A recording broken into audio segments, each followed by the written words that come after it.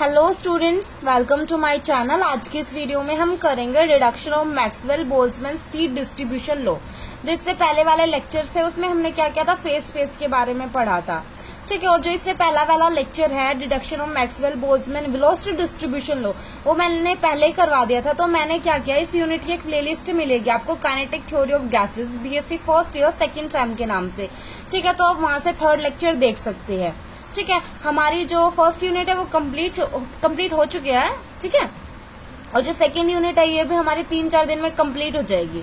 3-4 दिन में तो नहीं होगी, शायद 4-5 दिन लग जाएंगे, मतलब जून से पहले, जून से कम 10 दिन पहले मैं आपको कंप्लीट करवा दूंगी। उसके बाद में हम क्या करेंगे, डेली एक जो हमारे पास क्वेश्चन पेपर है उसकी प्रैक्टिस करेंगे हम, ठीक है। जिससे हमारी जो पेपर की है वो प्रिपरेशन अच्छी हो जाएंगी। बिकॉज पेपर तो होंगे, चाहे वो ऑफलाइन हो चाहे ऑनलाइन हो, तो आप अच्छी प्रिपरेशन करके रखिए अपनी पहले से, ठीक है। तो हम शुरू करते हैं reduction of Maxwell Boltzmann speed distribution law, ठीक है। Now we shall consider the number of cells. हमने क्या किया, कंसीडर कर लिया number of cells, number of gas molecules having speed lying in the range C plus C। देखो जो speed है वो C से C प्लस DC, ठीक है। C से D, एक मिनट रुकिए आप लोग, C से C प्लस DC के बीच में क्या कर रही है, वो लाई कर रही है, ठीक है। इस रेंज में है क्या, उसकी स्पीड है नंबर ऑफ गैस मॉलिक्यूल्स की, ठीक है। तो consider a group of cells in phase space. हमने क्या किया, देखो फेज स्पेस, सबसे पहले तो हमें फेज स्पेस पता होना चाहिए। मैंने जो इससे पहली वाली वीडियोस में अच्छे से एक्सप्लेन किया था, फेज स्पेस क्या होता है, position space plus velocity space, मतलब क्या हो जाता है, ये 6 डायमेंशनल, ये क्या होता है, 6 डायमेंशनल स्पेस होता है क्या हमारा फेज स्पेस, ठीक है। उसके बाद में देखिए इसमें क्या बोला, consider a group of cells in phase space. हमने क्या किया, फेज स्पेस में ग्रुप ऑफ सेल्स कंसीडर कर लिया corresponding to speed of molecules in the range. Range क्या है, C प्लस DC। इतनी बात क्लियर हो गई, ठीक है। If GI is the number of cells, GI क्या है, नंबर ऑफ सेल्स है। हमने क्या कंसीडर किया कि भाई जो GI है वो क्या है, नंबर ऑफ सेल्स है इन ith जोन, मतलब ith जोन में क्या है, GI नंबर ऑफ सेल्स है। अगर हम यहाँ पे jth जोन ले रहे हैं बाय चांस, तो यहाँ पे क्या हो जाएगा, GJ हो जाएगा, GJ, ठीक है। GJ कैसा मतलब अजीब सा वर्ड बन रहा है वैसे। GI is the number of cells in ith zone बन जाएगा ये, ठीक है। इतनी बात क्लियर हो गई। Then the number of molecules in this zone having energy approximately equal to. अब देखो एनर्जी क्या होती है, आपको बताया एनर्जी होती है half mv square. Half mv square क्या होती है, हमारे पास एनर्जी होती है। बट इसमें क्या बोला है भाई, वो कहाँ से कौन सी रेंज में लाई कर रहा है, C to C plus DC में। तो यहाँ पे एनर्जी क्या बोला है इसने, अप्रोक्सीमेटली कितनी एनर्जी लेंगे, EI, ith जोन में, इसलिए I से I लगा रखा है इसने सिंबल, ठीक है, रिप्रेजेंट करने के लिए। Is equals to half m is the mass C square and is given by the Maxwell Boltzmann law, ठीक है। हाँ, मतलब एनर्जी हमारे पास क्या हो जाएगी, EI हाफ mc स्क्वेयर। इतनी बात क्लियर हो गई। देखो ये बताओ, जो है ना, ये जो हमारे पास डेरिवेशन है ये बहुत ही ज्यादा इंपॉर्टेंट है, ठीक है। और इसमें क्या है, प्रैक्टिस की जरूरत है। कम से कम आप एक बार लिख के देखिए इसको, ठीक है, बिकॉज प्रैक्टिस जरूरी है। आप जैसे ऐसे पढ़ रहे हैं आप, ठीक है, देख रहे हैं, आपको समझ आ रहा है, बट जब तक आप प्रैक्टिस नहीं करोगे आप क्या करते हो, स्टेप्स को भूल जाते हो। तो इसलिए आप देख रहे हो वीडियो, ठीक है, आप उसके बाद में अपनी बुक्स में देख रहे हो या आप यहाँ से भी नोट्स बना सकते हो। तो उसको एक बार प्रैक्टिस करके देखिए, जिससे आपको क्या हो, अच्छे से समझ में आ जाए, आपको स्टेप्स याद रह जाए, ठीक है। तो अब देखो जो मैक्सवेल का बोल्ट्जमैन लॉ क्या बोलता है, बोल्ट्जमैन लॉ क्या बोलता है, वो बोलता है भाई NI is equal to AGI e minus beta EI। ये यहाँ पे क्या एनर्जी, ये फॉर्मूला आपको याद रखना पड़ेगा। क्या है, मैक्सवेल बोल्ट्जमैन जो लॉ है उसने वो डिराइव कर रखा है पहले से ही, हमें सिर्फ इसको यूज करना है। हमारी वैल्यूज रखनी है, रेंज रखनी है स्पीड की, एनर्जी रखनी है, GI जो जोन है उसकी वैल्यूज निकाल के पुट करनी है, बस यहाँ पे। इतनी बात क्लियर हो गई। NI is equal to AGI e minus beta EI। A beta R constants, यहाँ पे जो A है और बीटा वो क्या है, यहाँ पे कॉन्स्टेंट्स है, ठीक है। इसको इक्वेशन फर्स्ट ऐड कर लिया, ठीक है। और जो हमारे पास बीटा है, बीटा की वैल्यू क्या होती है, 1/KT होती है। सेकेंड इक्वेशन जो इससे पहले है ना, जो बोल्ट्जमैन का वेलोसिटी डिस्ट्रीब्यूशन लॉ है, उसकी तरह सेम स्टेप्स है इसमें भी, ठीक है। अब देखो ये थ्योरेटिकल पोर्शन इसलिए बिकॉज पेपर में हम थ्योरेटिकल पोर्शन लिखते हैं तो मार्क्स मिलते हैं, मतलब लिखना पड़ता है, ठीक है। देखो we know that the number of molecules having speed in the range C to C plus DC। आपको ये पता है, इट्स प्रोपोर्शनल टू DC, ठीक है, डीसी के क्या है वो प्रोपोर्शनल है, तो एनआई किसके इक्वल हो जाएगा, एनसीडीसी के। जो ये एनआई है ये किसके इक्वल हो जाएगा, एनसीडीसी के। और जो एनसी है, एनसी यहाँ पे क्या है, NC is called distribution function with regards to speed. Distribution function है किसके रिगार्डिंग में है, ये स्पीड के रिगार्डिंग में। ठीक है, आपको ये स्टेप याद रखना है, पहले तो इक्वेशन याद रखनी है, उसके बाद में NI is equal to NCDC. ठीक है, बिकॉज जो इस स्पीड में है तो प्रोपोर्शनल है किसके, डीसी के, वो प्रोपोर्शनल चल रहा है। इतनी बात क्लियर हो गई। आगे देखिए आप लोग, अब देखो इक्वेशन फर्स्ट को हम क्या लिख सकते हैं, इक्वेशन फर्स्ट को हम क्या लिखेंगे, एनआई की जगह एनसीडीसी लिख देंगे, तो यहाँ पे एनसीडीसी हो जाएगा, NCDC is equal to A G I E raised to power minus beta E I. ठीक है, इतनी बात क्लियर। देन अब देखो जीआई क्या है, यहाँ पे number of cells in ith zone, तो number of cells in ith zone हम कैसे निकालेंगे, volume of zone in the phase space upon में वॉल्यूम ऑफ वन सेल। ठीक है, मतलब जो वॉल्यूम होगी जोन की उसको किस में निकालेंगे हम, तो एक तो फेस स्पेस में निकालेंगे। ठीक है, और जो वॉल्यूम ऑफ वन सेल, पूरी जो वन सेल है उसकी वॉल्यूम, और volume of zone in the phase space. ठीक है, अब the volume of the zone, volume of zone in the phase space क्या होगी, 1 2 3 4 6 टाइम इंटीग्रेशन करेंगे, because dx dy dz dvx dvy dvz क्या हो जाएगा, ये वॉल्यूम, ये तो वॉल्यूम स्पेस चल रहा है और ये पोजीशन स्पेस चल रहा है। ठीक है, बिकॉज हमारे पास क्या है, फेस स्पेस है, तो 6 डायमेंशनल होंगे हमारे पास। ठीक है, अब जो वॉल्यूम ऑफ वन सेल उसको हमने क्या लिख दिया, एच लिख दिया, H is the number of volumes of one cell. H से क्यों लिखा, बिकॉज बस हमने डिनोट कर रखा है भाई एच से है वॉल्यूम ऑफ वन सेल। ठीक है, नेक्स्ट स्टेप देखिए, अब आप लोग देखिए, volume of the gas is given bye, जो वॉल्यूम है गैस की वो क्या हो जाएगी, with 3 times integration dx dy dz। ठीक है, ये वॉल्यूम है गैस की, आपको पता है।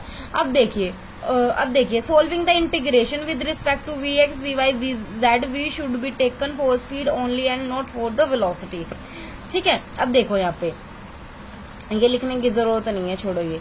Let vx vy and vz be the 3 perpendicular axis and draw a sphere of radius c from the origin. ठीक है, अब हमने क्या किया, यहाँ पे एक डायग्राम ड्रॉ किया और उसको क्या लिखा, हमने कंस्ट्रक्शन लिखी है, कैसे कैसे क्या किया, एक्स वाई एंड जेड हमने ले लिया।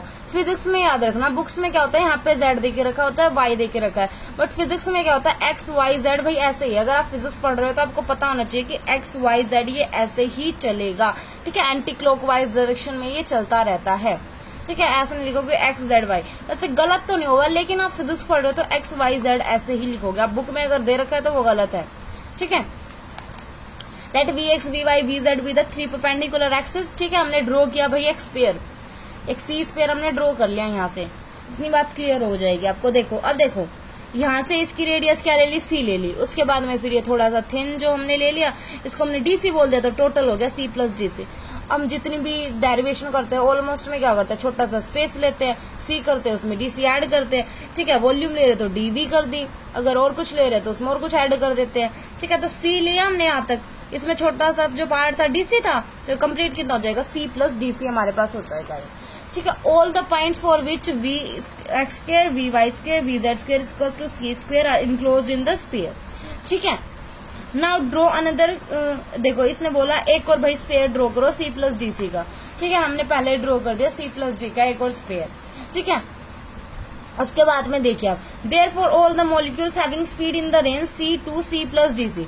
अब देखो एक की रेडियस हमने ली सी, दूसरे की ली सी प्लस डीसी, तो उसने क्या बोला, अगर भाई तुमने ये लिया तो वो क्या कर रहा है, किस रेंज में लाया कर रहा है, c to c plus dc के में, within the volume enclosed between these two sphere. दो स्पेयर के बीच में इनक्लोज्ड है ना वॉल्यूम्स तो हमारी पास। ठीक है, तो वो इस रेंज में क्या कर रहा है, लाया कर रहा है। अब देखियो volume enclosed between the spare is क्या हो जाएगी, वो देखो dvx dvy dvz, ये किसके इक्वल हो जाएगा, डीसी के इक्वल हो जाएगा। ये किसके इक्वल है, ये डीसी के इक्वल है। अब देखो वॉल्यूम है, वॉल्यूम ऑफ स्फीयर क्या होती है, 4/3 पाई आर की क्यूब। ठीक है, volume of the sphere is equals to 4/3 pi r की क्यूब। 4/3 पाई आर की क्यूब होती है भाई हमारे पास वॉल्यूम ऑफ स्फीयर। ये फॉर्मूला याद रखना है आप लोगों को। 4/3 लिखा, पाई हमने पाई लिख दिया।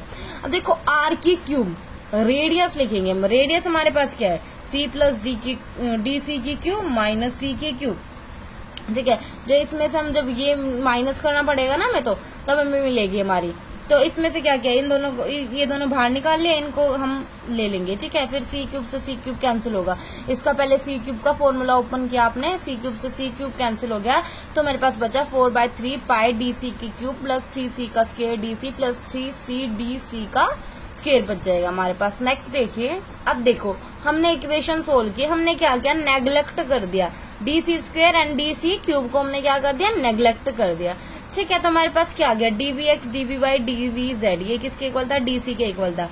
अब देखो हमारे पास सोल्व करेंगे तो ये आएगा, 3 से 3 कैंसिल कर दिया, 4 पाई सी स्क्वायर डीसी हमारे पास बन गया हमारी इक्वेशन नंबर 6। आप फॉर्मूला खोलोगे, सोल्व करोगे तो आपको ये वैल्यू मिल जाएगी। और देखो भाई जो ये वैल्यूज है ना, अच्छे से सोल्व करना, ठीक है, कोई मिस्टेक मत करना माइनस प्लस की, बिकॉज थोड़ी सी भी मिस्टेक होगी तो हमारी डेरिवेशन क्या होगी, गलत आ जाएगी। जो एग्जामिनर होता है वो क्या देखता है, आपको ज्यादा लेंथी चीज नहीं देखता, वो छोटी छोटी चीजें देखता है। जैसे आपने ये वैल्यू निकाली, उसने ये वैल्यू देखी, भाई बंदे ने ठीक निकाल रखी है, नहीं, अगर आपकी वैल्यू ठीक है तो चलो ठीक है, वो बीच का नहीं देखेगा, बीच का गलत कर दिया आपने बाई चांस, बट गलत करके मत आना आप लोग, ठीक है। उसके बाद में क्या होगा, वो लास्ट में देखता है कि डेरिवेशन सही है या नहीं है, ठीक है। तो आप क्या करना कि एक बारी मतलब ऐसे रट से लेना, मतलब आंसर देख लेना कि हाँ भाई ये है, इतनी प्रैक्टिस कर लो कि आपको आंसर याद हो जाए उसके, बिकॉज डेरिवेशन आपको याद रखनी पड़ेगी। डेरिवेशन क्या है, 8 9 मार्क्स में आ जाती है, तो आप इतना रिस्क नहीं ले सकते। तो ये डेरिवेशन है ना, बिल्कुल अच्छे से करना, ठीक है। अब क्या करेंगे, जो वैल्यूज आई है उनको पुट कर देंगे, किसमें, G I is to D X D Y D Z is to this by में एच हो जाएगा। ये देखो ये वैल्यू, ये हमने कहाँ पे की थी, अभी देखो, चलो दिखा देती हूँ मैं आपको। देखो जो हमारा ये जी आई था ना, यहाँ पे इसने ये सारी वैल्यूज पुट कर दी, D V D X D Y D Z, इसकी वैल्यू निकाली ना इसने, अब यहाँ पे इसको पुट कर दिया। तो देखो कहाँ गया भाई, देखो आप लोग, इसने वैल्यू पुट की, यहाँ पे ये वैल्यूज आ जाएंगी, ठीक है। इसकी जगह हमने ये वैल्यू पुट की जो हमने निकाली थी, ये वैल्यू हमने पुट की, तो हमारे पास ये आ जाएगा अपॉन में H. Put the values of g i from equation 7 and e i equals to half m c square in equation 3। अब देखो ये वैल्यू पुट करेंगे और जी आई की वैल्यू पुट करेंगे। जो हमारे पास ये इक्वेशन थे ना एनसीडीसी, मतलब जहाँ पे हमने जो बिल्कुल फर्स्ट इक्वेशन ली थी और फिर हमने एनआई की जगह एनसीडीसी लिया था, वहां पे हम क्या करेंगे, इसको पुट कर देंगे, ठीक है। वहां पे ये वैल्यूज पुट कर दी हमने, तो हमारे पास ये आ जाएगा वापस, ठीक है। इसको सोल्व करेंगे। अब देखो B A 4 pi v upon में एच, जो ये होगा, हमने क्या किया, हमारा कांस्टेंट मान लिया इसको, तो हमने इसको इक्वल टू बी लिख दिया। अब हम क्या करेंगे, डिटर्मिनेशन करेंगे किसके, हमारे कांस्टेंट बी की, ठीक है। तो NCDC gives the number of gas molecules having speed in the range this, therefore integral of NCDC over the complete range of speed from 0 to 5, ठीक है, इन्फिनिटी। अब हम क्या करेंगे, रेंज निकालेंगे 0 से इन्फिनिटी, तो एन की 0 से इन्फिनिटी निकालेंगे एनसीडीसी। अब इसकी लेंगे 0 से इन्फिनिटी, इसकी 0 से इन्फिनिटी लेंगे। फिर हमारे पास कुछ फॉर्मूले होते हैं, वहां पे यहाँ पे क्या करेंगे, फॉर्मूले पुट करके वैल्यूज निकालेंगे। नेक्स्ट स्टेप देखिए हमने वैल्यूज पुट की, ठीक है, इसको थोड़ा सा सोल्व किया, बी को बाहर रख लिया, बस और कुछ नहीं किया। अब देखिए हम यहाँ पे कौन सा फॉर्मूला करेंगे, जब हमारी पावर 0 से इन्फिनिटी है और वी स्क्वेयर के साथ में E raised power minus B V square, और उसके साथ में क्या है, डीवी का इंटीग्रेशन वो कर रहे हैं हम, डीवी चल रहा है हमारे साथ, ठीक है। तो देखो हम ध्यान से देखना, वी स्क्वेयर को हमने किससे, सी स्क्वेयर से कंपेयर किया। ई रेस्ट पावर जो हमारे पास है, जो ये बी है वो बीटा एम के इक्वल है, और जो वी स्क्वेयर है वो सी स्क्वेयर के इक्वल है। इतनी बात क्लियर हो जाएगी ना आपको, ठीक है। इसको हम क्या लिख सकते हैं, इसको हम लिख सकते हैं माइनस बीटा एम बाई 2 लिख सकते हैं, और सी स्क्वेयर, तो सी स्क्वेयर का जो कोफिशिएंट है वो क्या आ जाएगा, माइनस बीटा एम बाई 2 सी का स्क्वेयर। देखो भाई ये फॉर्मूले ना आपको याद रखने पड़ेंगे, क्योंकि जब भी हम डेरिवेशन याद कर सकते हैं, ठीक है। आपकी बुक्स में ये दे रखे है कुछ स्टैंडर्ड फॉर्मूले, तो अब हम उससे यूज करेंगे। अब देखो इसकी वैल्यू इसके को लाएगी 1/4 अंडर रूट 5 में बी का स्क्वेयर, ठीक है। तो बी की वैल्यू क्या है यहाँ पे, minus beta m by 2 raise to power 3। देखो माइनस नहीं लेंगे, माइनस क्यों नहीं लेंगे, बिकॉज फॉर्मूले में भी माइनस है, ठीक है। तो कोफिशिएंट क्या आएगा, सिर्फ बी आएगा, तो लिखा हमने इसका क्यूब कर दिया, तो बी का क्यूब आ जाएगा, एम का क्यूब आ जाएगा, 2 का क्यूब आ जाएगा, तो 8 आ जाएगा। तो 1/4 8 5 में बीटा का क्यूब एम की क्यूब आ जाएगी हमारे पास। इतना क्लियर हो जाएगा। तो एन इज इक्वल्स टू इसके इक्वल आ जाएगा, तो बीटा इज इक्वल्स टू क्या आ जाएगा 4, मतलब देखो अब इसको बी को यहाँ पे रखा है, इसको यहाँ पे ले गए, इसको उलट पुलट कर दिया हमने, तो ठीक है ये आ जाएगा हमारे पास। Put beta is equals to 1/kt, 1/kt put करोगे, 1/kt पुट करके आप सोल्व करोगे यहाँ पे, ठीक है। ये सोल्व करना तो आता है, सिंप्लीफिकेशन कर दोगे तो हमारे बीटा क्या आ जाएगा 4n/में under root 5 m/2 kt raise to power 3/2। ये अंडर रूट में था और पावर 3 थी, तो हमने क्या अंडर रूट की जगह क्या कर दिया, अपॉन में 3 कर दिया, 3/अपॉन में 2 कर दिया, 3 की मल्टीप्लाई कर दी 1/2 से। देखिए अब एक स्टेप और है, देखिए हमारे पास एक इक्वेशन आ गई। अब put the value of be in equation 8 में क्या करेंगे, वैल्यू ऑफ बी को पुट करेंगे। जो बी की वैल्यू आएगी वो हम कौन सी इक्वेशन में पुट करेंगे, जो अभी हमने ली थी, जो हमने देखो अभी शुरुआत, जो बी का जो कांस्टेंट निकालने से पहले जो हमने इक्वेशन लेट की थी उसमें हम इसको पुट करेंगे। दिखाऊं क्या या समझ गए? चलो दिखा देती हूँ रुको। देखो आप लोग, ये इसमें पुट करेंगे, ठीक है। अब देखो वही वैल्यू पुट कर दी इसमें वैल्यू पुट करेगी तो हमारे पास ये आ जाएगा। इधर total number of molecules taken is n। अब इसने क्या बोला, टोटल नंबर ऑफ मॉलिक्यूल्स क्या ले लिए, n ले लिए। The number of molecules having speed is c2 c + d is given bye dn, ठीक है। देन द इक्वेशन जो 12th अब ये क्या बन जाएगी, अब ये जो NCDC है इसकी जगह dn लिख दिया, जो ये कैपिटल n है इसकी जगह स्मॉल n लिख दिया, ठीक है बस। और ये इक्वेशन एज इट इज लिख दी, जो इक्वेशन है Maxwell distribution law of speed of gas molecules, ठीक है। आई होप कि आपको ये जो डेरिवेशन है समझ आ गई होगी। अगर आपको इसमें कुछ डाउट है तो आप मुझसे पूछ सकते हो, और अगर आप मेरे चैनल पे नए हैं तो मेरे चैनल को सब्सक्राइब कर देना और बेल आइकन को प्रेस कर देना, ठीक है। और हमारा सिलेबस भाई जून से पहले हम कंप्लीट कर लेंगे, और जो इससे पहली जो हमारी यूनिट है, जो उसका लिंक मैं आपको डिस्क्रिप्शन में दे दूंगी, अगर आपने नहीं किया तो वहां से कर लेना, और अगर आपको कुछ डाउट आता है तो मुझसे पूछ लेना। Thanks for watching.